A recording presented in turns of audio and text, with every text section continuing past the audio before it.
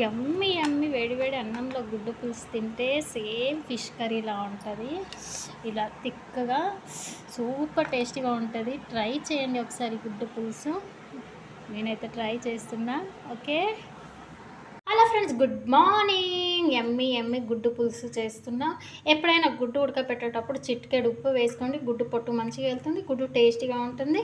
తగినంత చింతపండు నానబెట్టుకున్నాను. గుడ్డు పులుసు యమ్మీ యమ్మీ టేస్టీగా ఉంటుంది. ట్రై చేద్దామా? ఇక్కడ గుడ్డు పులుసుకి 4 పెద్ద సైజు ఉల్లిగడ్డలు తీసుకున్నా. ఉల్లిగడ్డ మిక్సీ చేసి ప్యూరీ పట్టుకుంటే మంచిగా గ్రేవీ థిక్గా వస్తుంది. దాంతోపాటు కొద్దిగా వెల్లుల్లి, నేను పొట్టు తీస్తలేను, టేస్ట్ బాగుంటుంది. ఇలా మంచిగా కొద్దిగా కచ్చాపచ్చగా మిక్సీ పట్టి పక్కన పెట్టుకుందాం. లవంగాలు తీసుకున్నా. ఉల్లిగడ్డ పులుసుకి లవంగాలు బాగుంటాయి. ఇలా గుడ్డు నూనెలో మంచిగా కలర్ వచ్చే వరకు ఫ్రై చేసి పక్కన పెట్టుకోండి. కానీ గుడ్లు ఫ్రై చేసేటప్పుడు జాగ్రత్త, చిట్లుతాయి. కొద్దిగా ఒక కాటు పెట్టి ఫ్రై చేసుకోండి. నేను దీంట్లో చిటికెడు పసుపు వేస్తా. చిటికెడు పసుపు వేసి ఫ్రై చేసుకుంటే కలర్ బాగుంటుంది గుడ్డు పులుసుకి. ఎక్కువ కాదు, కొద్దిగా బ్రౌన్ కలర్ వచ్చే వరకు వేసి పక్కన పెట్టేసుకొని కొద్దిగా జీలకర్ర వేసుకున్నా.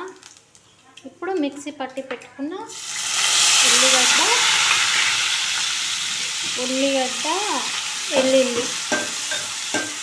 ఉల్లిగడ్డ ఇట్లా పచ్చగా మిక్సీ పట్టి పెట్టుకొని మంచిగా బ్రౌన్ పచ్చివాసన పోయే వరకు ఫ్రై చేసుకోండి. మంచిగా పచ్చివాసన పోవాలి, లేదంటే మంచిగా ఉండదు, పులుసు టేస్ట్ ఉండదు. కొద్దిగా చిటికెడు ఉప్పు,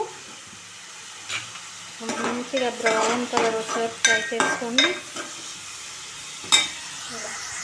ఫ్రై అవుతుందిగా, మంచిగా ఫ్రై అయిందిగా ఉల్లిగడ్డ. నేను దంచి పెట్టుకున్న లవంగాల పొడి అది కూడా వేసి ఒక సెకండ్ ఫ్రై చేసుకోండి.